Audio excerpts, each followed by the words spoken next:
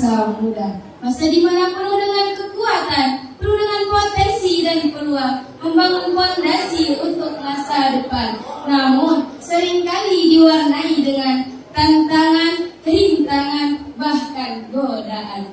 Di zaman sekarang, hehe kawan, kamu kan masih muda nih, uang kamu kan banyak, mending kita sedekahin yuk. Lalu dijawab sama si kawan, enggak lah, mendingan aku pamer ke teman-teman. Ya udah kalau gitu kita ngafal Quran yuk. Alah, mendingan aku cetan sama gebetan. Zaman sekarang masih nyanyi masa muda, yang benar aja rugi dong. Astagfirullahaladzim. Bismillahirrahmanirrahim. Para dewan juri dan komentator yang saya hormati dan semoga Allah muliakan, dan seluruh sahabat Gen Z yang dirahmati oleh Allah. Assalamualaikum warahmatullahi wabarakatuh. Waalaikumsalam warahmatullahi wabarakatuh. Alhamdulillahilladzi an'amana bi ni'matil imani wal Islam. Wa nusalli wa nusallimu ala sayyidina Muhammadin khairil anam. Amma ba'du. Kalau kita membicarakan tentang masa muda dan kesuksesannya, maka baginda Rasul adalah teladan yang sukses dalam memanfaatkan masa mudanya. Memiliki etos kerja yang tinggi, mengabdi kepada masyarakat sehingga tercatat sebagai manusia yang sukses dalam sejarah manusia. Betul atau betul? Selain itu ada tokoh lain. Imam Asy-Syafi'i di usia 9 tahun sudah hafal Al-Quran. Kemudian Ibnu Sina di usianya yang masih muda sudah menjadi bapak kedokteran dunia dan lain sebagainya. Masya Allah. Karena itulah baginda Rasul berpesan di dalam hadis riwayat Bukhari, syababaka qabla haramika, manfaatkan waktu mudamu sebelum datang masa tuamu. Sahabat Gen Z, semangat nih, saya ulangi sekali lagi. Kalau saya bilang sahabat Gen Z di mana? Jawabnya di sini. Bisa saya ulangi ya? Sahabat Gen Z di mana?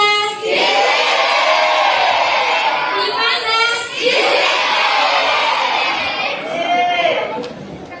Bagaimana cara kita memanfaatkan waktu masa muda dengan baik?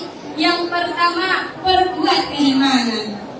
Zaman sekarang anak muda maunya leha-leha, nggak mau dikekang. Makanya harus ada rem, harus ada batas, yaitu iman. Allah Subhanahu wa Ta'ala berfirman di dalam Al-Quran surah Az-Zumar Al-Kahfi penggalan ayat 13. A'udzubillahi minasyaitonirrajim. Bismillahirrahmanirrahim. Nahnu naqussu 'alaika naba'ahum bil haqq innahum fityatun amanu bi rabbihim wa zidnahum huda. Al-ayah. Di dalam ayat ini Allah memuji seluruh pemuda Ashabul Kahfi karena memiliki keimanan yang kuat dan berpegang teguh pada petunjuk Allah. Yang kedua, giat belajar. Sangat rugi jika kita tidak mau belajar untuk menuntut ilmu. Pikiran semakin tidak karuan, krisis ekonomi, pencurian di mana-mana dan lain sebagainya. Allah Subhanahu wa Ta'ala berfirman di dalam Al-Quran surah Az-Zumar penggalan ayat 9. Qul hal yastawil ladzina amanu wal ladzina la ya'lamun innama yatadzakkaru ulul albab. Di dalam ayat ini Allah memberikan pernyataan dengan tegas perbedaan antara yang berilmu dan tidak berilmu. Ada peribahasa mengatakan, kalau kita belajar di masa kecil ibarat mengukir di atas batu. Kalau kita belajar di masa tua ibarat mengukir di atas air. Makanya kita mumpung masih muda, tutuplah ilmu sebanyak-banyaknya. Karena apa?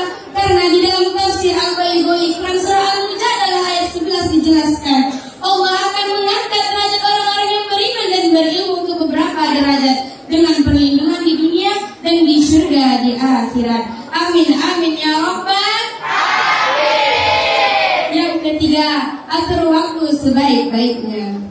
Muda-mudi di zaman ini senang dicari setiap hari, hura-hura dan lupa diri, lupa mengaji dan lupa mati. Nah, ada dua kenikmatan yang seringkali dilupakan oleh sebagian manusia,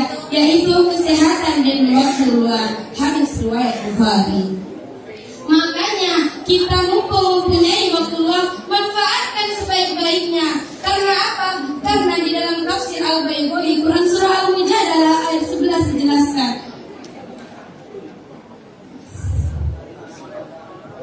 manfaatkan waktu muda sebaik-baiknya. Bagaimana cara kita memanfaatkan waktu luang dengan baik? Yang pertama, investasi kesehatan. Investasi nggak selalu soal harta kok, tapi juga kesehatan. Makanan sehat, olahraga teratur, istirahat yang cukup. Kemudian tentukan prioritas dalam hidup. Fokus pada target. Kita ingin menjadi penghafal Al-Quran, ingin menjadi pengajar. Fokuslah. Sabda Rasul, bersungguh-sungguhlah kamu dalam mendapatkan apa yang bermanfaat bagi kamu. Mintalah pertolongan kepada Allah dan jangan sekali-kali kamu merasa lemah. Hadis riwayat Muslim. Setelah itu, tebarkanlah kebaikan dan kasih sayang sebanyak-banyaknya. Sabda Rasul, sayangilah yang di bumi, niscaya yang di langit akan menyayangimu. Hadis riwayat Bukhari. Maka sahabat Kenzi, di dalam cara kitab Tanbihul Ghafilin sudah di-share Samarkandi, pergunakan masa mudamu sebaik-baiknya. Karena apa yang digunakan di masa muda belum tentu bisa kita kerjakan di masa tua. Dan kesuksesan kebahagiaan di masa tua adalah kerja keras kita di masa muda. Dengan begitu kita bisa muda berguna, tua bahagia. Allahumma muwaffiq ila aqwamit thariq. Wassalamualaikum warahmatullahi wabarakatuh.